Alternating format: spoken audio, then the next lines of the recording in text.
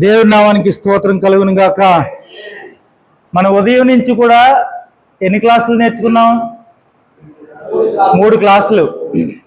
Okay, ఇవన్నీ ఏం చేస్తున్నారు? స్టోర్ చేసుకుంటున్నారా, వదిలేస్తున్నారా?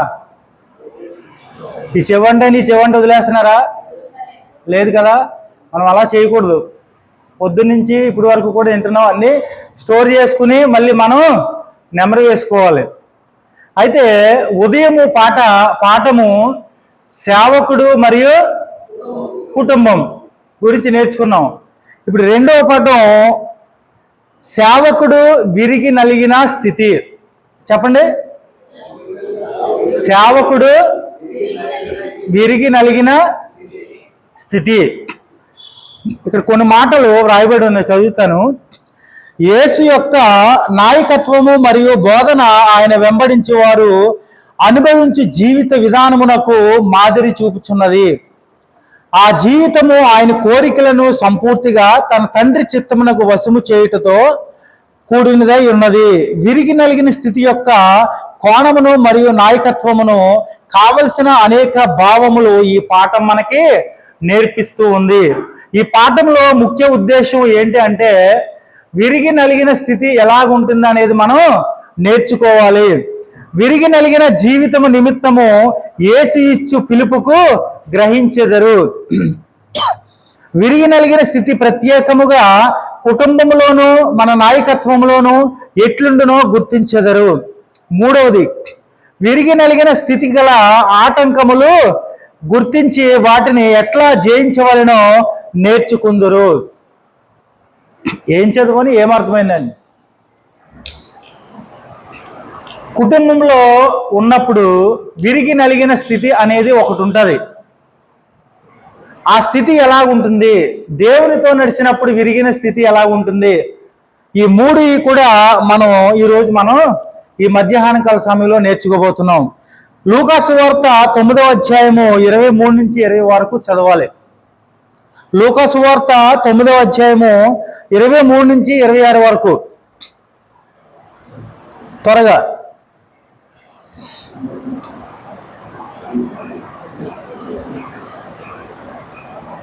తీసారా? లూకా సువార్త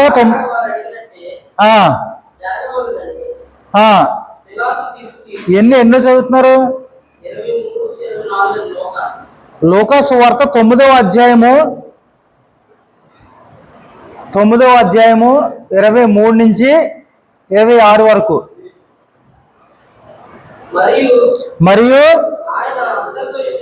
ఆయన అందరితో ఇట్లనెను, ఎవడైనను నన్ను వెంబడింప గోరిన ఎడల తన్ని తాను ఉపేక్షించుకొని ప్రతి దినము తన సిలువనెత్తుకుని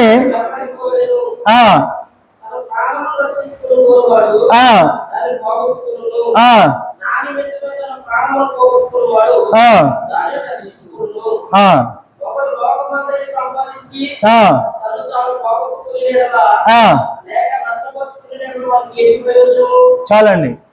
ఇక్కడ మనందరము కూడా సేవకులం. ఇక్కడ గమనించాలి, వాక్యము మనకు అనుకూలంగా ఉందా, వ్యతిరేకంగా ఉందా? ఇప్పుడు చదివిన వాక్యం వ్యతిరేకంగా ఉందా, అనుకూలంగా ఉందా? ఎవరన్నారన్నమాట? వ్యతిరేకంగా ఉంది. ఎలా వ్యతిరేకంగా ఉంది?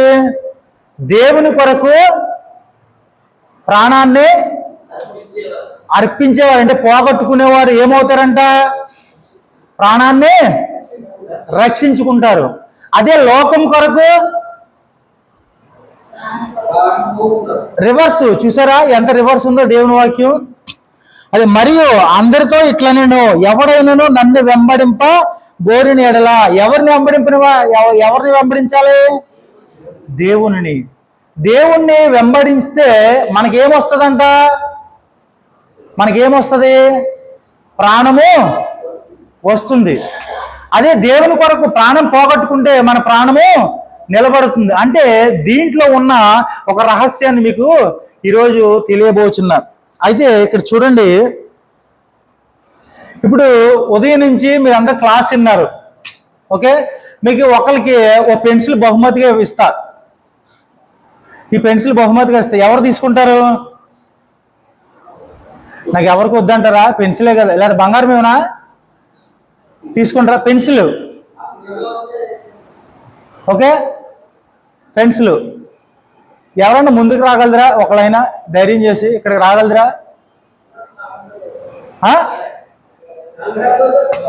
ఇక్కడికి రాగలరా? ప్రశ్నలు ఏమి అయ్యో, మీరేం చెప్పర్లే. ఓకే, ఆయన తీసుకుంటా కాదు, చెప్తా. ఇక్కడ అటు తిరగండి. ఓకే, అయ్యగారు ఉన్నాడు, అయ్యగారికి పెన్సిల్ బహుమతి ఇస్తున్నా, ఓకేనా? ఈ పెన్సిల్ లాగా ఉంది, బహుమతి ఇస్తా. తీసుకుంటాడా తీసుకోడా? తీసుకుంటావాడు అన్నారు, చేతులు ఎత్తండి ఒకసారి. అవి ఒకళ్ళే ఎత్తున్నారు, కనమోళ్ళు అందరూ ఎటు ఇటు గోడ మీద పిల్లలాగా ఎటంటే అటు దూకేస్తారా? తీసుకో, మరి మీరు ఎత్తరండి, నవ్వుతారా? అందరూ బహుమతి ఇస్తే తీసుకుంటాడా? అలా కాదు, నేను బహుమతి ఇస్తున్నాను, ఓకేనా? ఒకసారి నా వైపు చూడండి అందరూ. ఈయన చేతులు కట్టాడు పాట మాకు చెప్పేవాళ్ళగా. ఇప్పుడు ఇదిగో ఈ పెన్సిల్ ఇస్తున్నా, ఇలాగ ఇచ్చినప్పుడు తీసుకుంటున్నాడు కదా, ఇప్పుడు తీసుకుంటారా? ఇప్పుడు తీసుకుంటారని చెప్పారు. ముక్కలు 2 ముక్కలు ఇరిసిచ్చాను కదా, పెన్సిలే కదా. కూర్చోండి వెళ్ళి. దీంట్లో ఉన్న అర్థం ఏంటో చెప్పగలరా సేవకులు?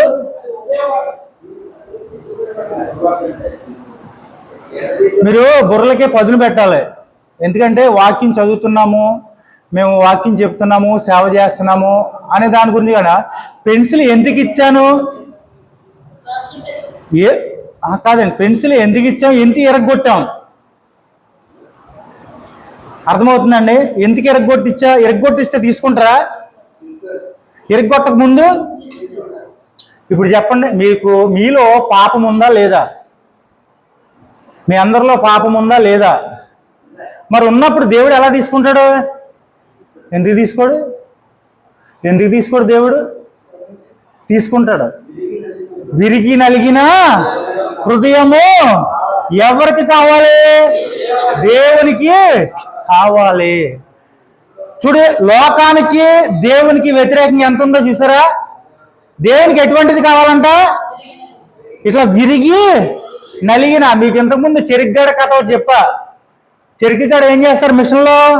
ఇప్పుడు ఇలాగుండ పొడుగ్గా తీసుకొచ్చి మళ్ళీ మడత పెట్టి దాంట్లో పెడతారు, మళ్ళీ పెడతారు. 4-5 సార్లు పెట్టిన తర్వాత ఒక డ్రాప్ కూడా రసం ఉండదు. అలాగా మనలో ఉన్న గర్వము అనేది విరిగిపోవాలి, మనలో ఉన్న కోపం అనేది విరిగిపోవాలి, మనలో ఉన్న ద్వేషం అనేది విరిగిపోవాలి. మనలో ఎలా ఉండాలి? ఇంకా ఇప్పుడు వచ్చాడు అయ్యగారు. ఇప్పుడు ఇంకొక వ్యక్తి ఎవరైనా రాగలరా? నేను వచ్చే దవడమే కొడతా బాగా గట్టిగా. ఏమంటాడు ఆయన? ఏమంటాడు? ఎందుకు కొట్టా నన్ను కొడతాక నీకు అధికారం ఎవరు ఇచ్చారు అని చెప్పి రివర్స్ అయ్యి నా మీదే తిరుగుబాటు చేస్తాడు, చేయడా? మరి యేసుక్రీస్తు వారు ఏం చెప్పారు? ఈ మాట తెలుసు బాగా. ఓ చెంప మీద కొడితే ఇంకో చెంపిచ్చాడు అంటే అంత ఇవ్వగలిగిన ధైర్యం ఉందా మనకి? ఎవరికి ఉండాలి ఈ ధైర్యం? ఒక సేవకుడికి ఉండాలి. ఒక సేవకుడికి ఎలా ఉండాలి?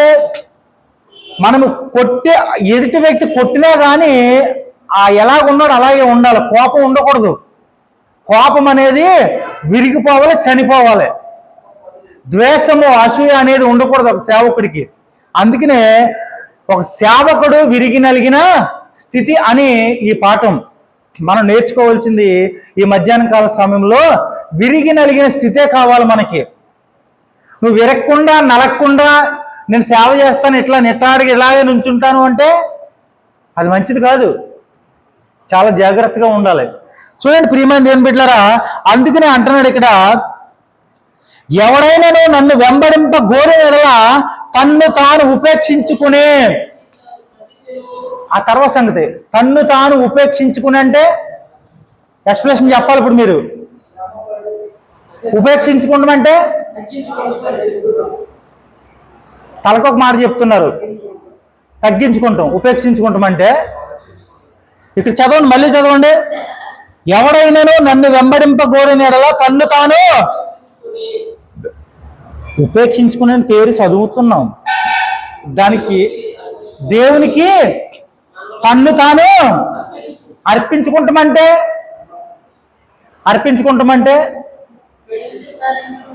ఏంటండి? ఒక మాటలో చెప్పేయాలి మొత్తం. అంటే చూడండి, ఈ వాక్య భాగంలో యేసు మనలను మనం ఉపేక్షించుకొని, అంటే సిలువను ఎత్తుకుని మన ప్రాణములను పోగొట్టుకున్నటకు గూర్చి మాట్లాడుచున్నది. హల్లెలూయా. దేవుని మాట ఇంటే, అంటే దేవుని కొరకు సిద్ధపడితే చనిపోవడానికి సిద్ధపడాలి. ఆమేన్. హల్లెలూయా. చనిపోవడానికి సిద్ధపడాలి. అర్థమవుతుందా? దేవుని పని అంటే అటువంటిది. నీకు జీవితంలో అనేక రకమైన శోధనలు వస్తాయి, వేదనలు వస్తాయి. కానీ దేవుని పని అన్నప్పటికీ చావుకు తెగించి మనం రెడీ అవ్వాలి. అంతేగాని ఎదుటి వ్యక్తి మనల్ని తిడతాకు వచ్చినప్పుడు, ఎదుటి వ్యక్తి మనల్ని కొడతాకు వచ్చినప్పుడు మనం ఏమవ్వాలి? తిరగబడాలా? దేవుడు అదే చెప్పాడు మనకి? చెప్పలేదే. దేవుడు ఏం చెప్పాడు? అక్కడ సమస్య ఏంటి? ఎవరి గురించి వస్తుంది గొడవ? ఎవరి గురించి సమస్య? నీ వల్ల ఎదుటి వ్యక్తి ఏ ఒక్కడు కూడా మరి నీ వల్ల బాధపడకూడదు. ఎదుటి వ్యక్తి అంటే చూడండి ఎంత దేవుడు ఏ రకంగా మాట్లాడుతున్నాడు అంటే, ఈ వాక్య భాగ్యంలో నన్ను గూర్చి నా మాటలను గూర్చి సిగ్గుపడినవాడు ఎవడు? వాని గూర్చి మనిషి కుమారుడు తనకును తన తండ్రికి పరిశుద్ధ దూతలకును కలిగి ఉన్న మహిమతో వచ్చినప్పుడు సిగ్గుపడును. అంటే దేవుని పని చేస్తానన్నప్పుడు, దేవుని పని చేస్తున్నప్పుడు కూడా మనం అన్నిటికి సిద్ధపడాలి. అన్నిటికి సిద్ధపడతామంటే ఒక మాట ఉంది, లోకంలో ఒక సామెత ఉంది, చావుకు తెగించినాడు అంటే ఏదైనా చేస్తాడంట. అవునా కదా? అవునా? చావుకు తెగించినాడు వాడు ఇంక దేనికి ఆలోచించడు, నేను చనిపోయినా పర్లేదు అని కొన్ని విజయాలే సాధిస్తాడు. అలాగనే మనము కూడా ఈ చావు అనేది మనల్ని ఏం భయపెట్టలేదు, ఈ మరణం అనేది మనల్ని ఏమీ చేయలేదు. ఎందుకు? నువ్వు ఎవరి పక్షాన ఉన్నావు? ఇక్కడ దేవుని పక్షాన ఉన్నావు. నువ్వు ఎవరు పని చేస్తున్నావు? ఇక్కడ దేవుని పని చేస్తున్నావు. మరి దేవుని పని చేస్తున్నప్పుడు దేవుడు నిన్ను బ్రతికించడా? దేవుడు నిన్ను పోషించడా? నువ్వు ఎవరి మీద నమ్మకం ఉంచాలి? దేవుని మీద నమ్మకం ఉంచాలి. మనుషుల మీద మనుషుల మీద మనం నమ్మకం పెట్టుకోకూడదు. ప్రతి దానికి కూడా దేవుణ్ణి ముందు పెట్టుకుని మనం నడిస్తే మన జీవితంలో గొప్ప విజయాలు సాధిస్తాం. అందుకనే ఒక మాటలో చెప్పాలంటే, ఈ పాఠంలో ఒక మాట వ్రాయబడి ఉంది, విరిగి నలిగిన స్థితి అనగా యేసుక్రీస్తు యొక్క అధికారమునకు సంపూర్తిగా లోపర్చుకుని, ఆయన అధికారానికి లోబడాలి. ఆయన అధికారం అంటే ప్రతి దినము కూడా ఆయన సిలువను ఎత్తుకోవాలి. సిలువ అంటే సాదృశ్యం శ్రమలు. మనం ఇప్పుడు ఒక సేవకుడిగా సుఖపడుతున్నావా, శ్రమలు పడుతున్నావా? ఒక సేవకుడిగా ఒక కారు కొనుక్కుని ఒక 200 మంది విశ్వాసులు ఉండి దశంభాగాలు ఇచ్చి బాగా శుభ్రంగా ఇంట్లో వాళ్ళందరూ హ్యాపీగా తినేసి ఉంటే అది సేవ? ఏం చెప్తున్నాడు ఇక్కడ? శ్రమలు ఎంతగా అనుభవిస్తావో అంత మంచిది. నువ్వు దేవుని రాజ్యంలో ప్రతిఫలం పొందుకోవాలంటే ఈ లోకంలో శ్రమల్ని మన పెద్ద లెక్క చేయక్కర్లేదు. మరణం కంటే శ్రమ ఏదైనా ఉందండి? మరణం కంటే ఏదైనా శ్రమ ఉందా ఇంకెక్కువ? ఒక్కసారే పుడతాం, ఒక్కసారే చనిపోతాం. కానీ ఆ చనిపోయేదేదో ఇక్కడ కళ్ళు మూస్తే అక్కడ కళ్ళు తెరుస్తాం. ఎక్కడ కళ్ళు తెరుస్తావు? నీ పరిశుద్ధతను బట్టి దేవుడు నీకు పరలోక రాజ్యాన్ని ఇస్తాడు. అంతేగాని సగం అటు సగం ఇటు అటు ఉంటే ఎటు ఉంటుంది నీకు? డైరెక్ట్ నరకమే. ఏముండదు అక్కడ. ఏదో మనుషుల్ని తృప్తిపరచడానికే మాత్రమే ఇలా ఉంటది. కానీ నువ్వు ఎవరిని తృప్తిపరచాలి? దేవుణ్ణి తృప్తిపరచాలి. అంతేగాని నీ భార్యను నీ భర్తను తృప్తిపరిస్తే సరిపోతుందా? నీ పిల్లలను తృప్తిపరిస్తే సరిపోతుందా? లేదు. మనం ఎవరు పనివారు? దేవుని పనివారు. అందుకనే దేవుడు ఏం చెప్తున్నాడంటే ఇక్కడ చూడండి, విరిగి నలిగిన స్థితి స్వయంతో వ్యవహరించును. చాలా ఉన్నాయి ఇక్కడ, కొన్ని మాటలు మనం చదువుకుందాం. యెషయా గ్రంథము 53వ అధ్యాయము 6వ వచనం. యెషయా గ్రంథము 53వ అధ్యాయము 6వ వచనం. త్వరగా.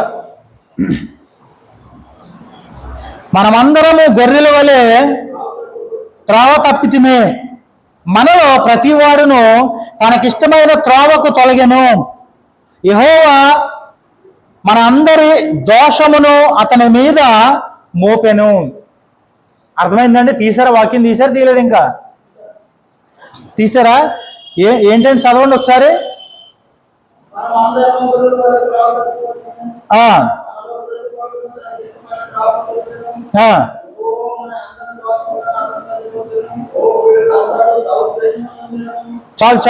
చాలండి.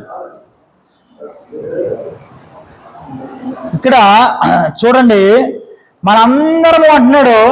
అందరం అంటే ఎవరు వస్తారు?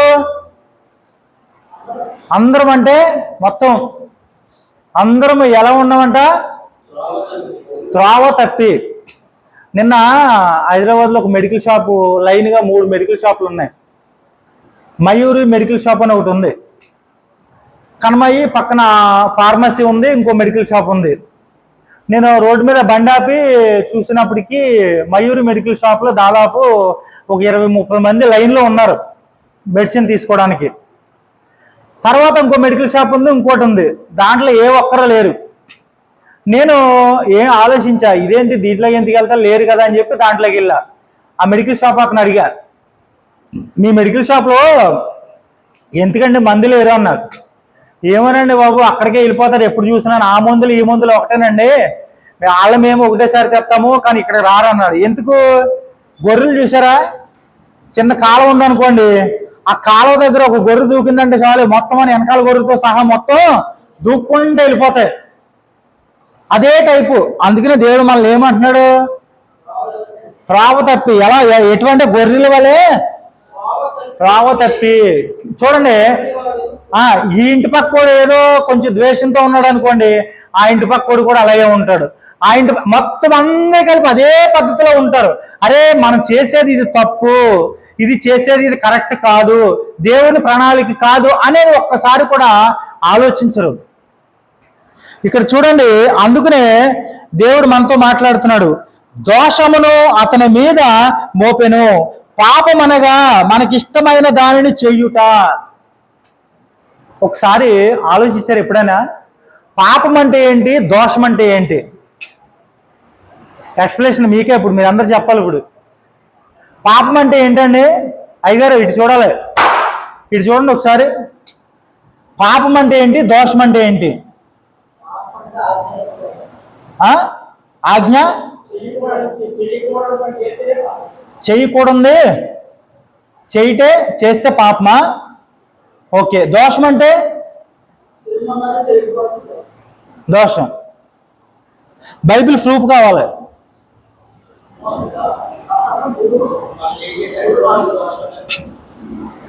ఏంటండి?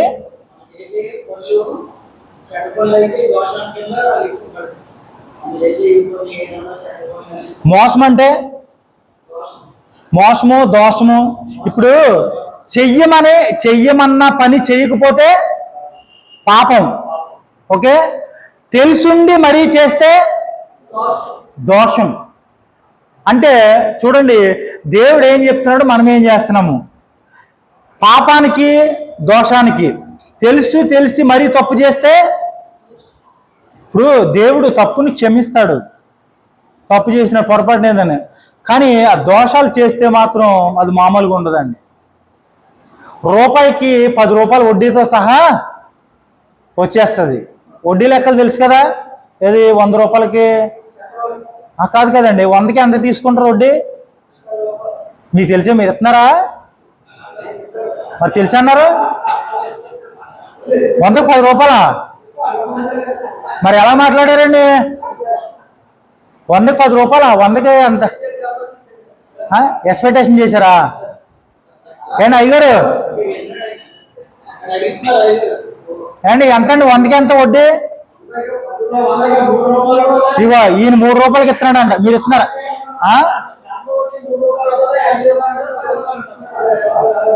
అన్ని ధర్మ వడ్డీలే 10 రూపాయల వరకు. ఇప్పుడు వడ్డీ గురించి తెలుసు, ఓకే. ఈ వడ్డీ, ధర్మ వడ్డీ, చక్ర వడ్డీ, బారు వడ్డీ ఇవన్నీ ఉన్నాయి కదా. ఇప్పుడు ఒక 10 రూపాయల పాపం చేసావు అనుకో, నీకు తెలియక పాపం 10 రూపాయల పాపం అంటే 10 రూపాయల పాపం అంటే చిన్న తప్పు చేసావు అనుకో, దానికి శిక్ష వస్తుంది. అదే తెలుసుండే మరీ చేసావు అనుకో ఎలాగొస్తుంది? ఇప్పుడు చక్ర వడ్డీ, బారు వడ్డీ అన్నారు చూసారా, ఆ రకంగా నీకు పెరిగిపోతుంది. దావీదుకి తెలుసు, ఆయనకి తెలుసు తప్పు చేస్తే ఏమవుతుందనేది తెలుసు, కానీ ఆయన మైకంలో లేడు. తప్పు చేశాడు, తప్పు చేసిన తర్వాత ఎలా వచ్చిందో డబుల్ శిక్ష వచ్చిందా రాలేదా? అది మామూలు శిక్ష. బతికుండగానే చనిపోయాడు. అసలు ఆయన బతికుండగానే ఆ శిక్షలో ఇంట్లో పరిస్థితిని చూసి చనిపోయాడు. ఆ రకమైన స్థితి. అందుకనే ఇక్కడ చూడండి, ఈ పాఠంలో మీకు నోట్స్ ఇస్తాను. తర్వాత గలతీయులు రాసిన పత్రిక 19వ అధ్యాయము 21వ వచనం. సారీ 5:19. 5వ అధ్యాయము 19 నుంచి 21 వరకు. 5వ అధ్యాయము 19 నుంచి 21 వరకు.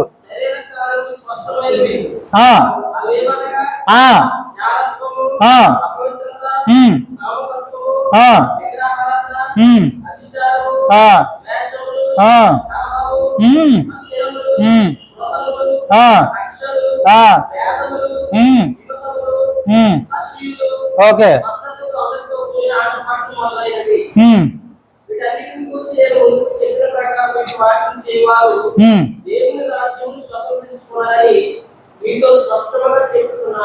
ఆమేన్, హల్లెలూయా. దీంట్లో అన్ని మంచిగా చేసి ఏ ఒక్కటన్నా మర్చిపోతే ఏంటి పరిస్థితి? నువ్వు సంఘం కట్టి సంఘంలో సేవ చేసి పాటలు పాడి ఆరాధన చేసి ఇవన్నీ చేసినా ఒకటి మర్చిపోతే ఏముండదంట? పరలోక రాజ్యం ఉండదు. నేనైనా కానీ ఏదో ఎక్కడి నుంచి హైదరాబాద్ నుంచి వచ్చి ఇక్కడికి వచ్చి సేవ చేసి అంటే నాలో ఏ క్వాలిటీ అయినా తక్కువ ఉందంటే ఇక్కడ చెప్పుకోవడానికే, జనాలకు చెప్పుకోవడానికి, అంతే తప్ప దేవుని రాజ్యం దొరకదు అని ఎక్కడ రాయబడింది? నేను చెప్పాను ఈ మాట.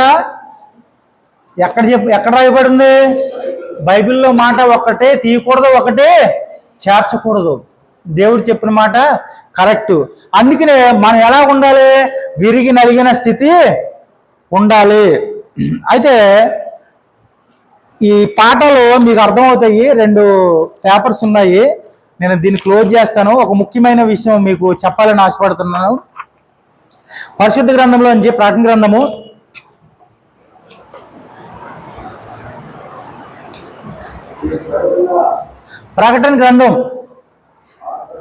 1 సరే, మీరందరూ ఒకసారి నా వైపు చూడండి.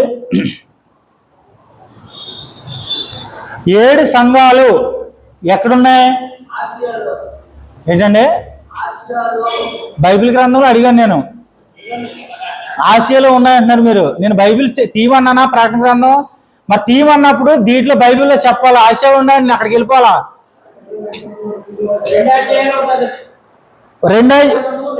నాకు ఒకటి కావాలి. 2వ అధ్యాయంలో మొదట్లో ఏ సంఘం పేరు? ఎఫెసు. 2వ 8వ వచనం. 8వ వచనం చదవండి. 3వ 12. మీరు అండర్లైన్ చేసుకోండి. సంఘాలు 7 సంఘాల గురించి క్లారిటీ చెప్తా. 18వ వచనం. 4వ సంఘం. 5వది 3వ అధ్యాయం 1వ వచనం. సతీషా? అదే, మనం సేవకులు అనిపించుకుంటున్నామంటే కొంచెం జాగ్రత్తగా ఉండాలి. 6వది 7వ వచనం. మీరు ఇవన్నీ అండర్లైన్ చేసుకుంటే చాలా బెటర్ మీకు.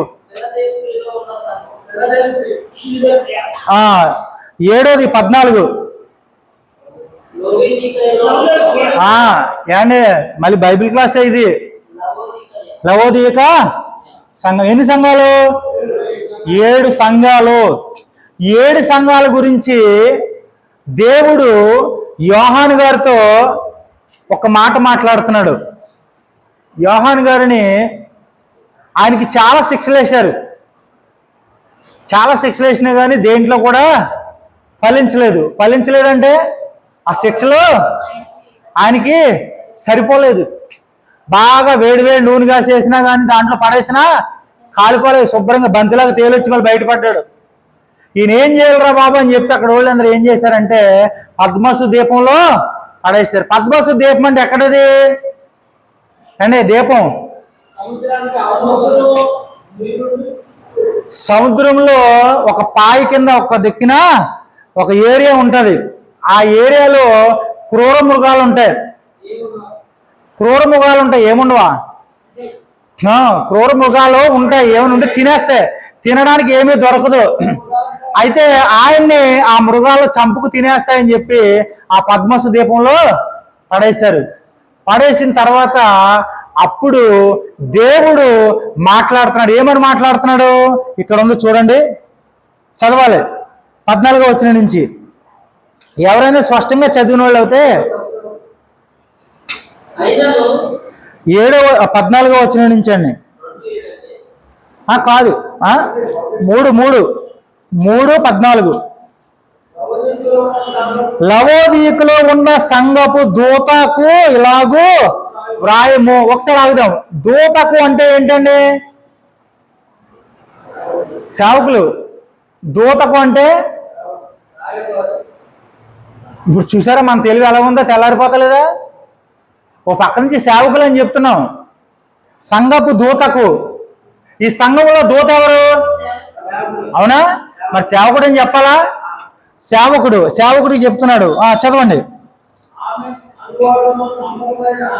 కాదు ఆమేన్ అనువాడును నమ్మకమైన సత్యసాక్షియు దేవుని దృష్టికి ఆది అయిన ఉన్నవాడు చెప్పు సంగతులేవనగా.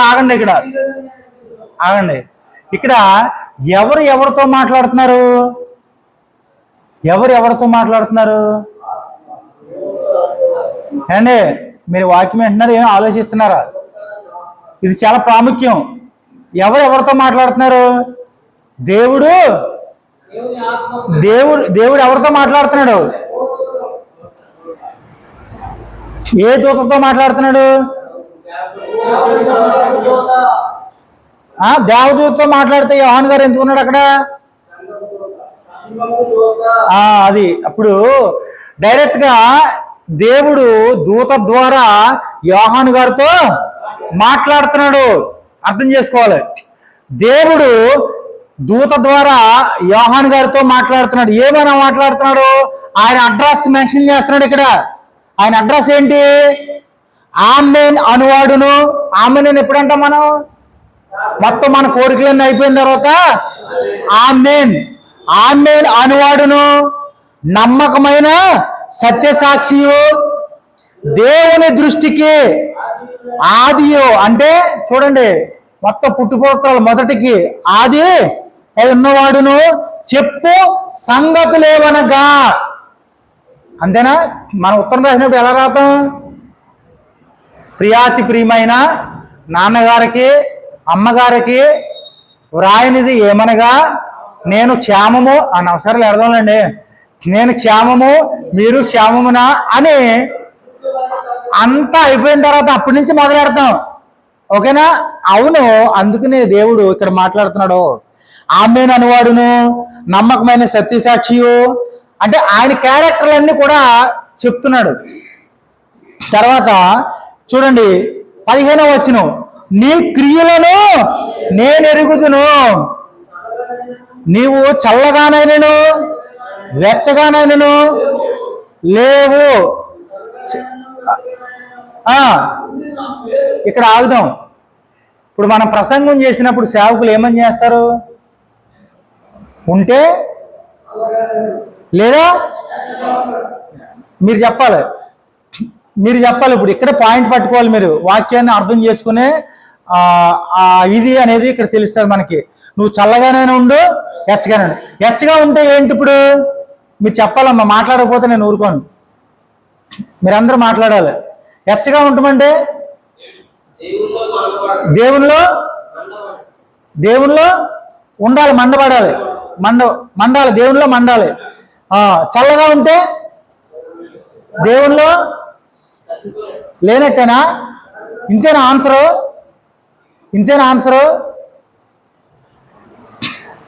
ఎలా చేస్తున్నారు అసలు? ఒక మాట అర్థం కావాలి మనకి. ఇక్కడ చూడండి ఏమని అంటున్నాడు ఇక్కడ, నువ్వు చల్లగానే ఉండు, ఎచ్చగానే ఉండు, అలాగున్నా ఇలాగున్నా ఇన్నా. ఏమంటున్నాడు? వెచ్చగానైనను ఉండిన మేలు అంటున్నాడు. ఎలా ఉండే మేలు? నువ్వు చల్లగానైనా ఉండు, ఎచ్చగానే ఎటున్నా కానీ మేలు అంటున్నాడు కదా, అవునే కదా? మళ్ళీ చదవండి ఒకసారి వాక్యం చూసి, మీరు చదవండి ఒకసారి. ఏంటి? అదేంటండి?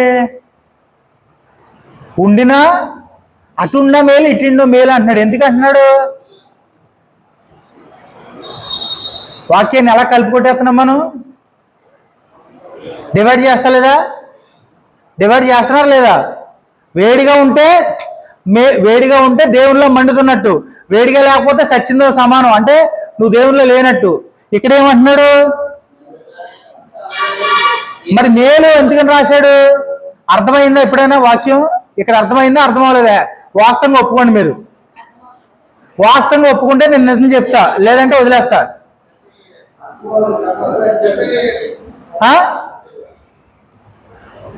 ఇది కరెక్టా కాదండి? మనం నేర్చుకోవాలా కాదా? మనం ఎప్పుడు బోధించినా కానీ ఈ మాటకి ఏమంటాము? నువ్వు వెచ్చగా ఉండబ్బా, నువ్వు వెలుగుతూ ఉండాలంటావు. నువ్వు వెలగలేదనుకో సచ్చిందో సమానం అన్నట్టు నువ్వు దేవునిలో లేవని చెప్పేస్తున్నావు. మరి ఇక్కడ ఎందుకు వాక్యంలో రాయబడి ఉంది? నీకు ఎప్పుడైనా డౌట్ వచ్చిందా? నువ్వు ఒక సేవకుడిగా ఉంటున్నావు, సేవకురాలుగా ఉంటున్నావు, నువ్వు వాక్యం మరి సంఘంలో బోధిస్తున్నావు. ఏది తప్పో ఏది రైటో ఒక అక్షరం కూడా తీయకూడదు, ఒక అక్షరం కూడా పెట్టకూడదు ఇక్కడ. మరి మేలు అని ఎందుకు అంటున్నాడు? ఒకసారి ఆలోచించాలి. అయితే చూడండి, నీవు వెచ్చగానైనను చల్లగానైనను ఉండక నులివెచ్చగా ఉన్నావు గనుక నేను నిన్ను నా నోటి నుండి ఉమ్మి వేయని ఉద్దేశించుచున్నాను.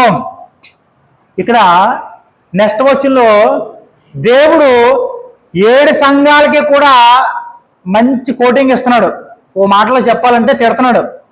అర్థమైందా? తిడుతున్నాడు అంటే ఆ భాష కాదు, మామూలుగా తిడుతున్నాడు. ఎలాగంటే చూడండి, ఈ మాట కొంచెం స్పష్టంగా చదవాలి. నీవు అమ్మా దౌర్భాగ్యుడవు, నువ్వు కలిపి కొట్టేస్తున్నావు.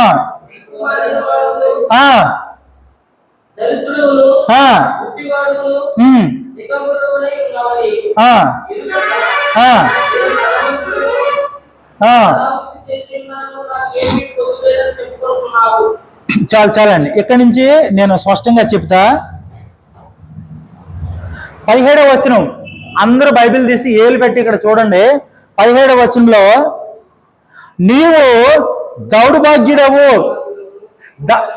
అంత పొడిగి చదివేద్దు, ఒక్కొక్క మాటకి ఒక్కొక్క వివరణ ఉంటది. దౌర్భాగ్యుడవు అంటే అర్థము పనికిమాలినాడు. ఇంకా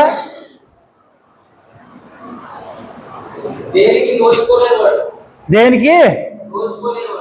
ఇంకా మీరు చెప్పాలి. ఈ ప్రశ్నకి అర్థమవుతే మొత్తం మ్యాటర్ అర్థమవుతుంది. చాలా ఇంపార్టెంట్ ఇది, చెప్పాలి. అమ్మా అదృష్టం లేనివాడని మనకి ఈ మాట చాలా ముఖ్యం సేవకులకి. ఈ మాట నేను అందుకునే నా ప్రసంగం ఆపేసి దీంట్లోకి వచ్చా. నా వాక్యం చెప్పవలసిన బిట్టి చెప్పమనేసి దీంట్లోకి వచ్చా. ఇక్కడ ఏమన్నానంటే దౌర్భాగ్యుడవు అనే దానికి అర్థం చెప్పమన్నా. 2-3 చెప్పారు. దౌర్భాగ్యుడవు అంటే ఈ మాటలోనే అర్థం ఉంది. దాని వివరణ చూడండి. దౌర్భాగ్యుడవు, దౌడు తీసేస్తే ఏముంటది? భాగ్యుడవు. దౌడు పక్కనే భాగ్యవంతుడు అని పెడితే ఒకసారి చెప్తాను. అయితే దౌర్భాగ్యుడవు అంటే చూడండి, ఒక మాట చెప్తే వివరణ. ఫుల్గా వర్షం వస్తుంది అనుకోండి, ఫుల్గా వర్షం వస్తుంది. వర్షం వస్తుంటే ఆ వర్షంలో ఒకడు ఏం చేస్తున్నాడంటే తడుచుకుంటూ వెళ్ళిపోతున్నాడు. ఓకే, అని ఏమనుకుంటావు నువ్వు? తడిచిపోడు అనుకుంటారు. అందుకంటే ఎవడేమనుకోడు, తడిస్తే వెళ్తున్నాడు, ఆడికి ఏదో పని ఉంది అనుకుంటే తడుచుకుంటూ వెళ్తాడు అనుకుంటాడు. అదే ఫుల్గా వర్షంలో ఒకడు ఏం చేస్తున్నాడంటే గొడుగేసుకుని వెళ్ళిపోతున్నాడు. నువ్వేమనుకుంటావు? ఇప్పుడు చెప్పాలి, ఒక్క ప్రశ్నకి జవాబు చేయాలి, రెండో దానికి కూడా చెప్పాలి. గొడుగేసుకుని వెళ్తే వర్షంలో ఉన్నవాడిని ఏమంటారు? తడవకుండా వాడి దగ్గర ఆయుధం ఉంది కాబట్టి గొడుగేసుకుని వెళ్తున్నాడు అంటాడు. ఇంకొకడు ఏం చేస్తాడంటే ఇటువంటి వాడు, ఎవడు దౌర్భాగ్యవాడు అన్నవాడు వెళ్తున్నాడు చూసా, వాడు ఎటువంటి వాడు తెలుసా? అది ఫుల్ వర్షం వస్తుంటే మంచి గొడుగు సంకలో పెట్టుకుని నడుచుకుంటూ వెళ్ళిపోతున్నాడు అనుకో, అని ఏమంటారు ఇప్పుడండి? అది ఆడు దౌర్భాగ్యుడు. ఇంతకుముందు ఏం చెప్పారు? ఆడికి గొడుగుండి కూడా వర్షంలో తడుచుకుంటూ వెళ్తాడంటే ఆయన దౌర్భాగ్యుడు అన్నారండి. అవునా కదా? ఒప్పుకుంటారా? ఇంకో మాట చదవండి పక్కదే. దిక్కుమాలిన వాడు. దిక్కుమాలిన వాడిని ఎవడంటారు అండి? దిక్కుమాలిన ఎవడంటారండి? ఏమీ లేనివాడు. ఏమీ లేనివాడు అంటే ఆస్తి లేనివాడా? బంధువులు లేనివాళ్ళ? అన్నదమ్ములు లేనివాళ్ళ? దిక్కుమాలిని. మనం ఏంటంటే ఒక మాట అర్థం చేసుకోవాలంటే చాలా ఈ కోణాల్లో, ఈ పాఠంలో చాలా అర్థం ఉంటుంది. దిక్కుమాలోడు అని గమ్మున అనేస్తాం. అది ఏ రకంగా దిక్కుమాలోడు? దిక్కుమాలోడిని ఎటువంటి? ఇప్పుడు నేను ఎక్స్ప్లెనేషన్ చేశానా గొడుగు గురించి? దిక్కుమాలోడిని, ఏ దిక్కుమాలోడిని ఏమంటారు? ఎటువంటి వాడిని అంటారు తెలుసా? దిక్కుమాలోడిని. దేవుడు అన్ని సమృద్ధి, నేను చెప్పినప్పుడు స్టార్ట్ చేసినప్పుడు ఆయన ఎత్తుకుంటాడు. నేను చెప్పినాడు కానీ సరే, అన్నీ ఉండి ఆడికి అన్నీ ఉండి అది ఎవరికి ఇవ్వకోకుండా, వాడి దగ్గర ఉన్న ఆస్తి ఎవరికి పంచకుండా అన్నీ నేనే అనుభవించాలని చెప్పి ఆడన్నీ ఆడే తింటున్నాడు అనుకో, అని ఏమంటారు? ఆడు దిక్కుమాలోడు అంటాడు. అన్నీ ఉండే ఏం సుఖమాడికి? ఓకే, ఈ బూతులన్నీ మనకే, నేను చెప్పిన లాస్ట్కి మనకే వస్తుంది ఇది. అయితే ఇంకో మాట చదవాలి. దరిద్రుడు. దరిద్రుడు కూడా ఎవరంటారు?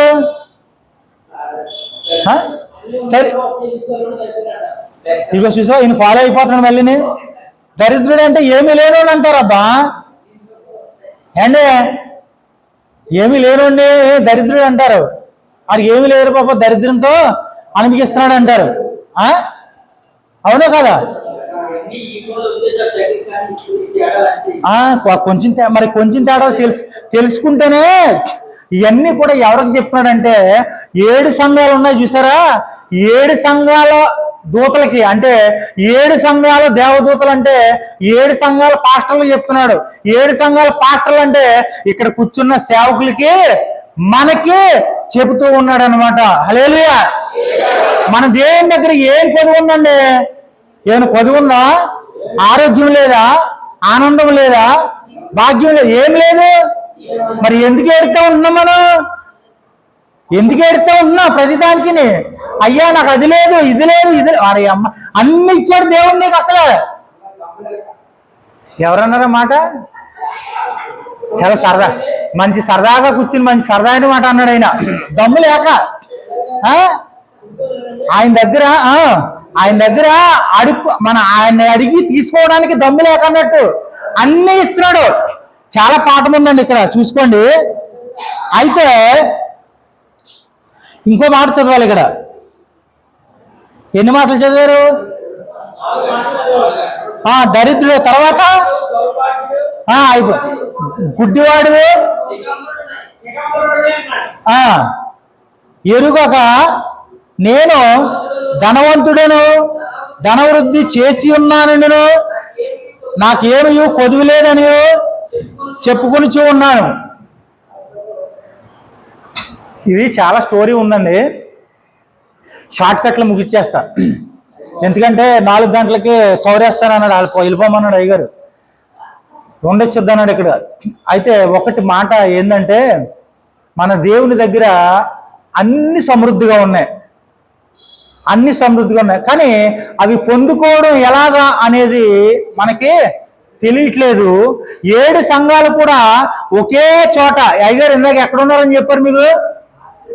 ఆసియాలో. ఆయన చెప్పిన మాటకు ఇప్పుడు కరెక్ట్. ఆసియాలో ఉన్నప్పుడు 7 సంఘాలు ఉన్నాయి. వీళ్ళు ఏం చేశాడు దేవుడు? అక్కడ అన్ని అభివృద్ధి చెందించాడు. బంగారం దొరుకుతుంది, క్లాత్ దొరుకుతుంది, కళ్ళకి కాటుక దొరుకుతుంది. చూడండి, ఇంతకుముందు రాజులు అంటండి రాణిలకి కాటుక కావాలంటే సెలవు అని చెప్పి ఆ దేశానికి వెళ్ళి కాటుక తెచ్చుకునేవారు. ఇక్కడ కాటుక అని ఉంది కింద చూడండి. నేను తొందరగా ముగిస్తున్నా, ఎందుకంటే కళ్ళకి కాటుక అమ్ముతారు అక్కడ. ఎక్కడ? ఆసియాలో కాటుక అమ్ముతారు.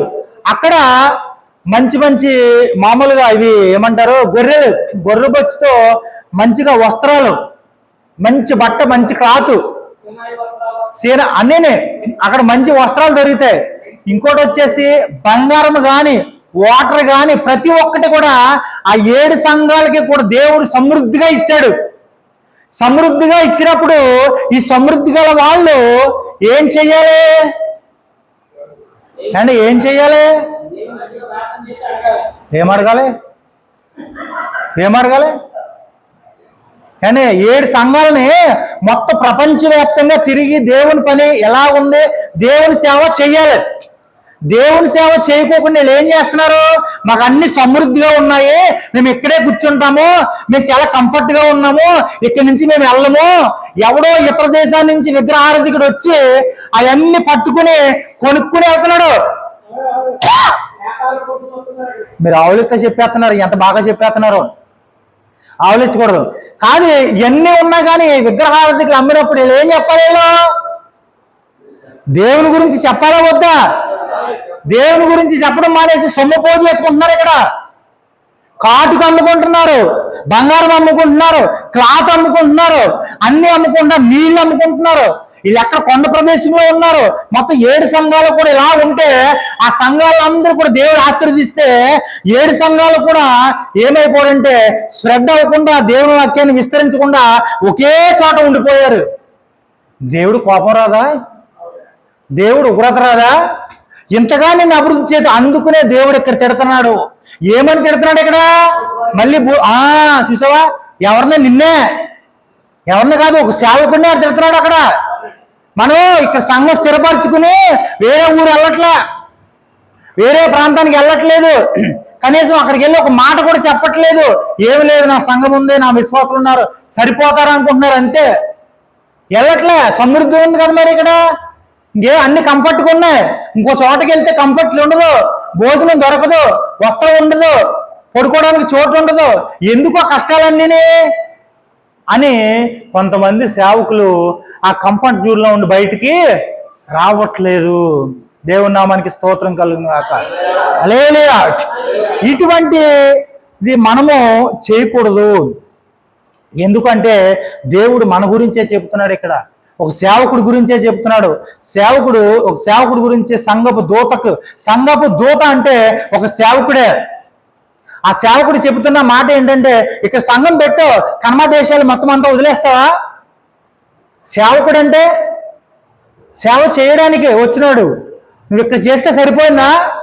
ఒక సేవకుడుగా యేసుక్రీస్తు వారు ఎన్ని దేశాలు తిరిగారు? ఎన్ని ఊర్లు తిరిగారు? యేసుక్రీస్తు వారితో కూడా ఉన్న శిష్యులు ఎన్ని దేశాలు స్ప్రెడ్ అయ్యారు? వాళ్ళు ఎన్ని ఊర్లు తిరిగారు? వాళ్ళు కాలినడక మీద. అరే, నీ కింద మొత్తం బైక్ ఉంది, కారు ఉంది, సైకిల్ ఉంది, ఏమున్నా కానీ పక్క ఊర్లోకి వెళ్ళి సేవ చేయలేవు.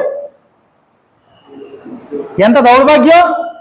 అన్నీ ఉండి కూడా కారుని మాత్రం నీట్గా శుభ్రంగా దుడిచేసి సేవకుడు అలా ఉంచి ఫ్యామిలీతో బయటికి వెళ్ళినప్పుడు ఆహా అండి వెళ్తాం. ఎక్కడికి వెళ్తారు వీళ్ళు? మంచి హోటల్కి వెళ్ళి భోజనం చేసి ఆ హోటల్లో ఫోటోలు తీసుకుని ఫేస్బుక్లో పెడతారు. పార్కులకి వెళ్తారు పిల్లల్ని తీసుకుని, పిల్లలు పార్కులకి వెళ్ళి అక్కడ ఫోటోలు తీసుకుని వాళ్ళు ఏదో ఆమిల్ని అక్కడ ఎక్కించి ఇక్కడ ఎక్కించి బొమ్మల మీద ఎక్కించి ఫోటోలు తీసి పెడతా ఉంటారు. ఎందుకు సేవ? సేవకుడు చేసే పని అది. సేవకుడు, నాకు తెలిసిన సేవకులు 2-3 ఉన్నారు. ఒక్కొక్క టీ షర్ట్ ఎంతో తెలుసండి. ఒక టీ షర్ట్ ఒక సేవకుడు వేసుకునే టీషర్టు 50,000 ఎట్టు కొన్నాడండి సేవకుడు. 50,000 అవసరం అంటారా? 50,000 మాకు కళ్ళు గిర్రని తిరిగిపోయి అసలే అవసరమా? ఇక్కడిది కాదండి అది టీషర్టు, ఎక్కడిందో తెచ్చింది అది. అటువంటి టీషర్ట్లు వేసి తిరిగితే ఇంక సేవ ఏం చేస్తారండి వీళ్ళు అసలు? ఒక సేవకుడు అంటే డబ్బులు తీసుకోవచ్చా? సేవకుడికి 25,000, 30,000, 50,000 సేవ చేయడం ఇదా? నువ్వు డబ్బుకు అమ్ముకుంటున్నావు సేవ? ఇదే పని ఒక సేవకుడి పని? భోజనం పెడితే ఛార్జీ డబ్బులు ఇస్తే సరిపోద్దండి. దేవుణ్ణి ఎలా వాడుకుంటున్నాడు? 20,000, 30,000 డబ్బులు పోసి 5 లక్షలు 3 లక్షలు అప్పు చేసి పెద్ద పెద్ద మీటింగ్లు పెడితే ఒక ఆత్మ కూడా రక్షింపబడదు. ఆ టూట్ బంగాళదుంప అంటే చెప్పుకుంటూ వెళ్ళిపోతారు. సాయంత్రం వచ్చినాడు వాళ్ళ చేతిలో అకౌంట్లో డబ్బులు 50,000, 40,000 పడిపోవాలి. వాళ్ళు ఏం చెప్పేదేమీ లేదు. ఒకసారి ఆలోచించండి సేవకులారా, ఇది మంచిది కాదు దేవుని పని. ఏదో భోజనం అక్కడ వస్తుందాలనా ఇవి ఉంటే చాలు, కానీ మీటింగ్ అయ్యి ఖర్చు అంటావా? లైటింగ్కి, కుర్చీలకి, వీటికి పర్వాలేదు. ఒక సేవకుడే తీసుకుంటున్నాడండి ఇంత ఖర్చు. వాళ్ళనే నమ్ముతున్నారు, వాళ్ళ మాటలే వింటున్నారు. మరి ఎందుకో గొప్పలో అసలు దేవుని రాజ్యంలో చోటు ఉంటుంది వీళ్ళకి?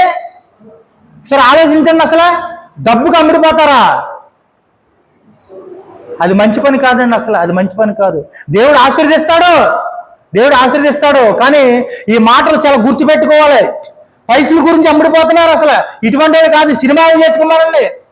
సినిమాలు చేసుకుంటే ఏదో యాక్టింగ్ చేస్తే శుభ్రంగా వాళ్ళు ఇస్తారు డబ్బులు. నువ్వు దేవుని సేవ చేస్తా, యాక్టింగ్ చేస్తా, నువ్వు అలా చేస్తే ఇలా చేస్తే కొన్ని మాటలు నేర్చుకుని ఇక్కడ సేవకులు నేర్పిస్తుంది ఎందుకు? ఇది కరెక్ట్ కాదండి, ఇది కరెక్ట్ కాదు. దేవుడు నాకు ఇచ్చిన తలంతు ఇది. దేవుని నామానికి స్తోత్రం కలుగును గాక. చప్పట్లు కొట్టి దేవుని నామాన్ని స్తుతిద్దాం. హల్లెలూయా. ఎందుకంటే సేవ అనేది కాలు నడకనే యేసయ్య కాలు నడకని సేవ చేస్తాడు అనుకోవచ్చు. ఇది కంప్యూటర్ కాలం అండి, మొత్తం మీద బళ్ళ మీద తిరగాలి, లారీల మీద తిరగాలి. కానీ అవసరానికి వద్దే వాడు, అవసరం లేని ఎక్స్ట్రా ఖర్చులు. ముందర సేవకుని మాట్లాడుకోవాలి. మళ్ళీ మనం ఆ సేవకుడితో మాట్లాడి, సార్ మీరు రావాలి సార్, బాబు నా ఫీజు ఇంత 40,000, 50,000. అసలు 50,000 ఆ డబ్బు విలువ తెలుసు అసలు? ఒక్కరోజు పనికి వెళ్తే ఎంత ఇస్తారండి కూలి? ఒకసారి ఆలోచించండి. ఒకరోజు పనికి వెళ్తే ఎంత ఇస్తారు కూలి? 1,000 రూపాయలు ఇస్తాడా?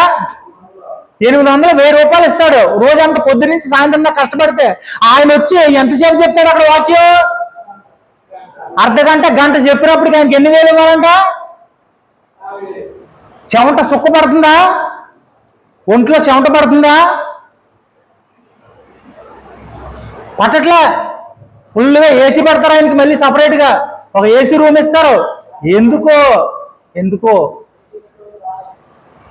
అది మంచి పనులు కాదండి. ఎందుకంటే నిజమైన సేవ మన కష్టం మీద నడవాలి.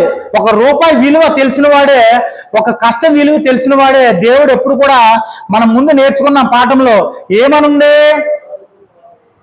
ఏమనుందే ముగిచ్చేసాను నేను. సేవకుడి గురించి చదువుకున్నాం కదండి. కుటుంబాన్ని బాగా ఏలిన వాడే దేవుని సేవ చేస్తాడు. కొన్ని తెలివితేటలతో కుటుంబాన్ని పోషించుకోవడానికి నానా రకములైన మరి కొన్ని ఆలోచనలు బట్టి చెబుతూ కొన్ని చేస్తూ ఉంటారు. అది మంచిది కాదు. ఇప్పుడు విన్నారా? దీంట్లో లవోదియేయ సంఘం 7 సంఘాలకి కూడా దేవుడు చెప్తున్న మాట ఇది. ఈ మాటలు ఎక్కడ చెప్తున్నాడు? దేవుడు ఎవరికి చెప్తున్నాడు? దూతకి చెప్తున్నాడు. దూత ఎవరికి చెప్తుంది? యోహాన్ గారికి చెప్తుంది. యోహాన్ గారు ఎక్కడున్నాడు? పద్మాసు మనుషుల మధ్య ఉన్నాడా? పద్మాసు ద్వీపంలో. ఈయన ఎక్కడ రాస్తున్నాడు? అక్కడ మట్టలు ఉంటాయి చూసారా, ఆ కొబ్బరి మట్టల టైపు. ఆ మట్టల మీద ఒక పుల్ల తీసుకుని రాస్తా ఉన్నాడు. ఆ మాటలే ఈ బైబిల్ గ్రంథంలో వ్రాయబడి ఉన్నాయి. 7 సంఘాలకు ఇచ్చిన మాట ఇది. దేవుని నామానికి స్తోత్రం కలుగును గాక. హల్లెలూయా. దేవుడి వాక్యాన్ని దీవించి ఆశీర్వదించును గాక. చప్పట్లు కొట్టండి.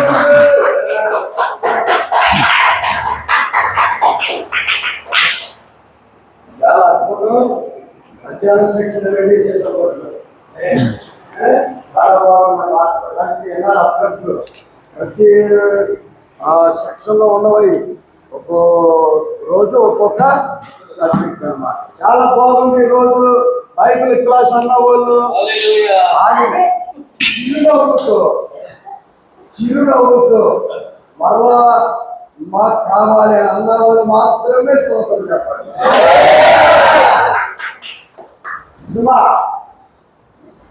చాలా బాగుంది. మా ఆశ, మా కోరిక మీ ఆత్మ దీపాలు వెలిగించబడి మీరు ప్రభు కొరకు కొవ్వొత్తులాగా అరిగిపోవాలి. అంటే ఏం చేయాలి? బొత్సంగా అరిగిపోకరకుండా ఎలా ఉంటారా? మనం వచ్చింది ఎందుకు? కొవ్వొత్తులాగా అరిగిపోవడానికి. అది వెలిగించింది, అరిగిపోయాడు. మనం కూడా వెలిగినవ్వాలి, అరిగిపోవాలి. ఏదైనా ఆత్మ సంపాదించాలని ఎక్కడికి వెళ్తాయి? బలానమ్మకమైన అందరైతే బలానమ్మకమైన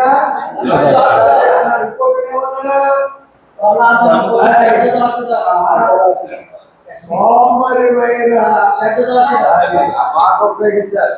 సోమరివైన అలా కనిపిస్తున్నామా? ఇప్పుడు సంఘాలు ఉన్నాయి, కుటుంబాలు ఉన్నాయి. దేవుడు ఎన్నుకున్నారు. మీ ద్వారా కూడా దేవుని పని జరుగుతుంది, ఇంకా బాగా జరుగుతుంది. ఈ క్లాసు మరింతగా మిమ్మల్ని మెరుగుదిద్దే క్లాసుగా ఉండరుగా.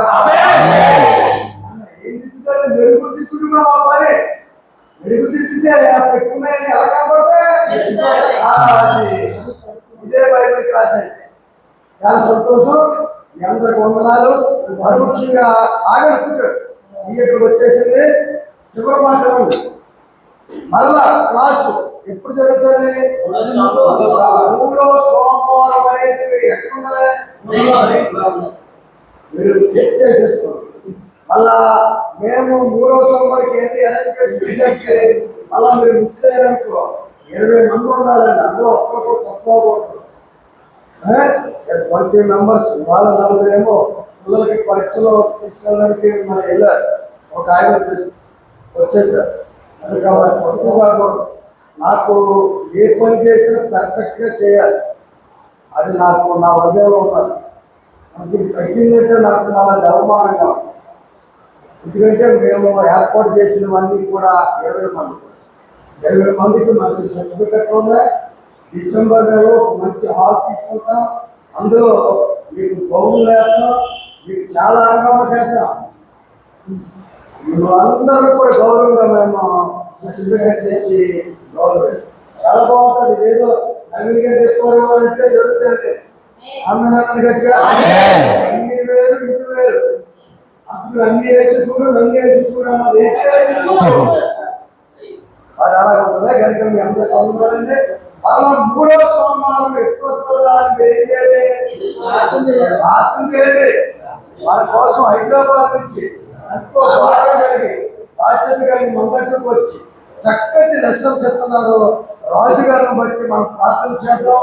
వారి భార్య బిడ్డల కుటుంబం వారి సేవ దేవుడు జీవించాలి. వారు ఇంకా ఘనంగా వాడబడాలని వారికి ఒకసారి మనం చప్పట్లు కొట్టేస్తాం. అలాగే భోజనం తయారు చేసిన వారి గురించి కూడా చప్పట్లు కొట్టాలి. మీరు ఏమవుతే మీరు హ్యాపీగా ఉన్నారు. ఫోన్ చేసి అదే మాకు సంతోషం. కనుక మరి మీరందరూ కూడా ప్రార్థన చేయండి. అలా 3వ సోమవారం మనం అందరం కలుసుకుందాం. నేను ఫోన్ చేస్తుంటే కొన్ని ఫోన్లు సారీ ఇన్కమింగ్ కాల్స్ రావట్లేదు, ఈ నెంబర్కి వస్తున్నాయి. మరి మీరు ఏ నెంబర్లు ఇచ్చారు, ఎలాంటి నెంబర్లు ఇచ్చారు కొంతమంది తెలియలేదు. మరి నా దగ్గర పుస్తకం ఉంది. ఆ పుస్తకంలో ఉన్న నెంబర్లన్నింటికి నేను ఫోన్ చేస్తాను. ఒకసారి ఎత్తుంది